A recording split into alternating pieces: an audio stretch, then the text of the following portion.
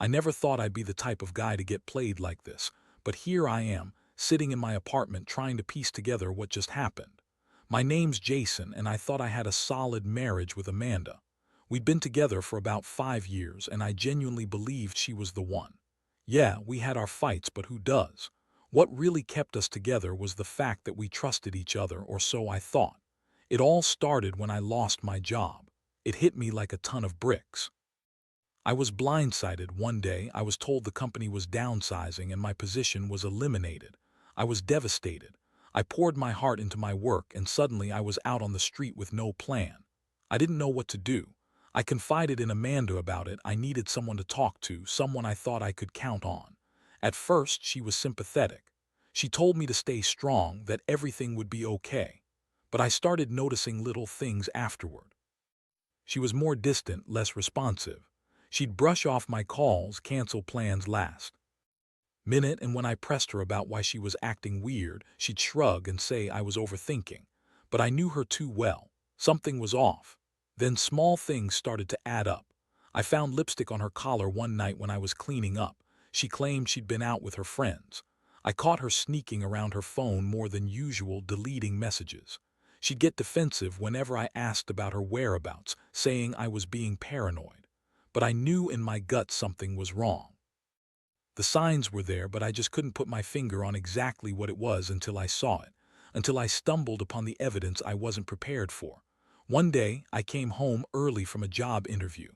I was exhausted but wanted to surprise her. As I walked into the apartment, I saw her purse on the floor near the door and it was open. I noticed a strange, unfamiliar lipstick stain on her wallet. My heart started pounding. I looked closer and saw a receipt from a local hotel I knew she'd never stay at with her friends. My stomach sank. The realization hit me like a punch in the gut. Amanda had been lying to me the entire time. She was cheating with my own brother, Mark. I couldn't believe what I was seeing. It was right there in black and white. She'd been sneaking around with him, planning to run away together, and all I'd been doing was trusting her blindly. I felt betrayed and humiliated. How could she do this to me after everything I told her? How could she lie so convincingly, all while planning to leave me for my own brother? The betrayal was so deep I thought I'd break. I had no idea how I was going to confront her, or what I was even feeling at that moment. Anger, sadness, confusion, all at once. That's when I knew I couldn't stay silent anymore. I had to confront her, face this head on. The question was how. I didn't sleep that night. Instead, I just stared at the ceiling, replaying everything I'd seen and trying to process how someone I loved and trusted could do something so cruel. I felt sick, like I'd been punched in the stomach repeatedly. The anger was bubbling up, but beneath that, there was a deep, aching hurt. I couldn't shake. How long had she been planning this? Had she ever loved me? Or was I just some kind of pit stop for her while she secretly plotted her escape with Mark? The next morning, I woke up early, my mind racing. I kept telling myself I needed to confront her, get answers. I couldn't keep pretending everything was fine. I grabbed my phone and texted her to meet me at the park nearby. I figured I needed to see her face, hear her lie to me in person. When she finally arrived, she looked annoyed, like I was bothering her. That irritated, bitchy smirk she always wore when she was annoyed was there from the start. "Why did you want to meet so early?" she snapped, crossing her arms. "What's so important?" I took a deep breath. "I saw the receipt, the hotel, the lipstick, everything. I know what you've been doing with Mark. I know you've been planning to run away with him, and I want to know why." She rolled her eyes, her tone dripping with condescension. "Oh, come on, Jason. You're overreacting. You're just jealous because you're feeling sorry for yourself. Right now, Mark and I, we're not what you think. It's none of your business." I couldn't believe her, the way she lied so easily, like it was nothing. I could see the guilt hiding behind her eyes, but she refused to admit anything. Instead, she spat out all kinds of excuses, saying I was lazy, that I was never enough, that she needed someone who could give her excitement. She called me a boring, sorry-ass husband who couldn't satisfy her anymore. That was her way of deflecting, I guess. I felt like I was losing my mind. How could she be so callous? How could she throw everything we had away just because she was unhappy? I'd trusted her, confided in her about my job, and she'd been planning this all along. That knowledge hit me like a freight train. I wanted to scream, to yell, but I held it in. Instead, I just stared at her, trying to keep my composure, knowing I'd have to decide what to do next. She kept rambling, saying she was tired of being stuck, that Mark was more fun, that I was too dull. And I realized something: the Amanda I knew was gone. The woman sitting in front of me, this sneering, selfish version, was someone else entirely. I felt a strange mix of rage and sadness. Rage because she betrayed me so completely, and sadness because I had loved her once. That love was dying right then and there, and I knew my life was about to change forever. I wanted to punch her, but I just stood there, feeling helpless, knowing I'd have to make a choice about how to deal with the fallout. I didn't want her anymore, not after this. I didn't see a way back from this betrayal, but I also knew I needed to think carefully about what I was going to do next, how I was going to confront Mark, how I was going to handle losing everything I thought was real. That's when I realized I probably wouldn't get any honest answers from her. She was a master liar, and I'd have to be smarter than her if I wanted to come out of this intact. The days that followed were a blur.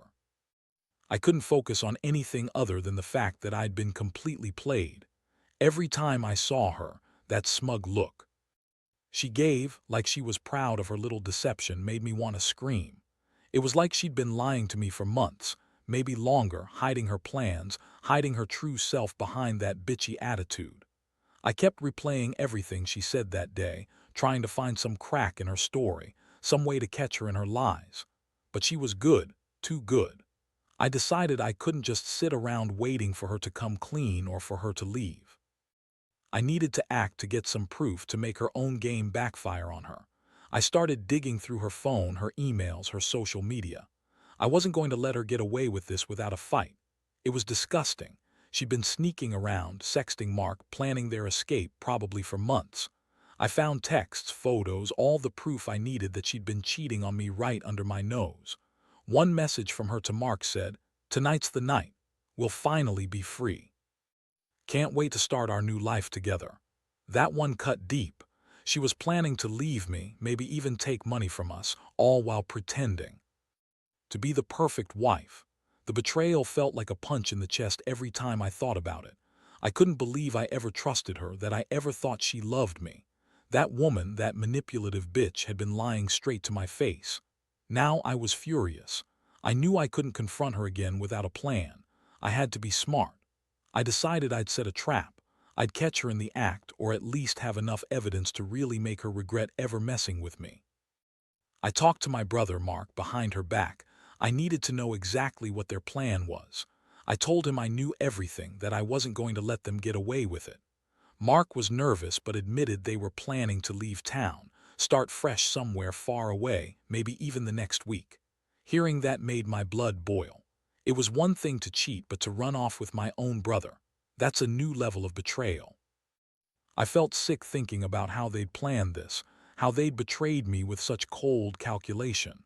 I decided I was done waiting. If they thought they'd just sneak away, I'd make sure they paid the price. I wasn't going to be some emotional pushover anymore. They'd see what happens when you mess with me. That night I set up my plan. I knew she'd be coming home late, probably to pack or meet Mark one last time. I installed a hidden camera in the living room, just enough to catch her in the act if she came back. I made sure I was waiting, hiding in the shadows, ready for her to walk in. My heart was pounding, part of me hoping I'd catch her red-handed, part of me terrified of what I'd see. But I was determined. I needed proof, and I needed her to see that I wasn't going down without a fight. When she finally walked through that door around midnight, I was ready. I saw her stumble in, looking nervous, clutching a duffel bag. She looked around, trying to act nonchalant. I stepped out of the shadows, my voice cold. "Going somewhere, Amanda." She froze, her face draining of color. The act was slipping.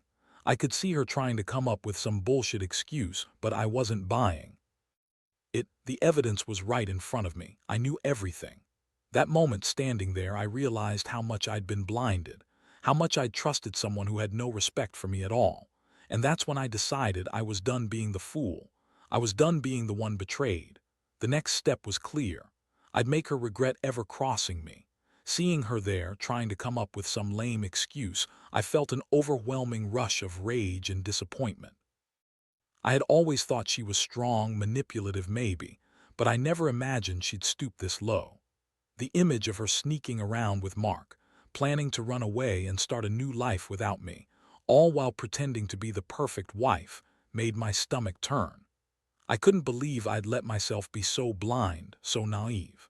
Without giving her a chance to say anything, I pulled out the camera footage I had secretly recorded.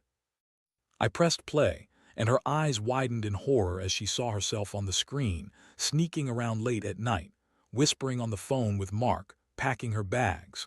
Her face twisted into a look of pure panic. She tried to deny everything, lying, saying it was all a mistake, that I was overreacting, but the footage didn't lie. I kept my voice steady, furious but controlled.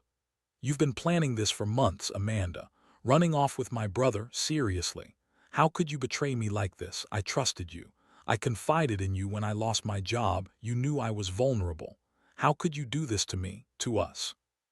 She started crying, tears streaming down her face, trying to manipulate me, saying I was exaggerating, that she loved me, that it was all just a mistake. But I didn't buy it. Not anymore. I saw through her lies. I knew she wanted to save her own ass to make herself look like the victim. But I was done. I had reached my limit. Her bitchy attitude, the way she dismissed my feelings, the way she kept lying even as she was caught, it all made me realize she was a master manipulator. She thought she could just lie her way out of it, but I wasn't going to let her. I told her she could pack her shit and leave, that I did want her anywhere near me anymore. She kept pleading, saying she was sorry, that she didn't mean to hurt me, that she never loved Mark. Yeah, right, I didn't believe her. No one who plans a betrayal like that could be sincere. As she packed her bags, I felt this strange mix of relief and heartbreak. Relief because I finally saw her for what she really was, selfish, lying, unfaithful. But heartbreak, too, because I realized I'd wasted years on her, building something that was just a lie. The woman I loved was gone, replaced by this vindictive, deceitful person. Part of me wondered if I'd ever truly loved her, or if I was just fooling myself for so long. While she was packing, I took that moment to look at her one last time, knowing I'd never see her the same way again. The trust was shattered. She was a stranger now, someone I didn't even recognize. I told her she could leave, that I didn't want to see her face again. And as she stormed out, the apartment felt emptier than ever, like the last piece of my life I thought was real was finally gone. That night, I stayed awake, staring at the ceiling, trying to process what had just happened. I felt betrayed, angry, and utterly exhausted. I knew I wouldn't be able to fix this, not after what I'd seen and heard. The only thing left was to figure out how to pick up the pieces of a broken life and move on. But deep down, I knew this was the end of my relationship with Amanda and the beginning of a new, much lonelier chapter. The days after she left were some of the worst of my life. I felt empty, like I'd lost a part of myself I didn't even realize was there. Every corner of the apartment reminded me of her, her perfume on the pillow, her clothes still in the closet, the little notes she used to leave me. All of it suddenly felt meaningless. I kept replaying everything, wondering how I could have been so blind. How did I not see the signs? How did I not realize she'd been lying to me all along? The anger boiled beneath the surface, but beneath that was a deep, aching sadness. I kept asking myself if I ever really knew her. Was she just pretending to be the loving wife, or was I the fool who believed her lies? I still couldn't believe her arrogance. She lied so convincingly, like it was nothing, like I was some pathetic fool who deserved to be duped. I reached out to a few close friends, trying to find some sense of stability amid the chaos. They all told me I deserved better, that Amanda was a selfish bitch, and that I shouldn't waste my time mourning someone who never truly loved me. But hearing that didn't make the pain go away. It just made me realize how much I'd trusted her, how much I'd given her, and how badly I'd been betrayed. I also started thinking about Mark. I couldn't believe he'd do this to his own brother. Running off with Amanda, planning to leave everything behind and start fresh as if I didn't exist. That thought made me sick. The brother I always looked up to. The guy I'd confided in when I was down, and now I find out he was just waiting to stab me in the back. I knew I'd have to confront him eventually, but right now I just felt numb. I decided I wasn't going to let them win. I wasn't going to let this destroy me. Instead, I started focusing on myself.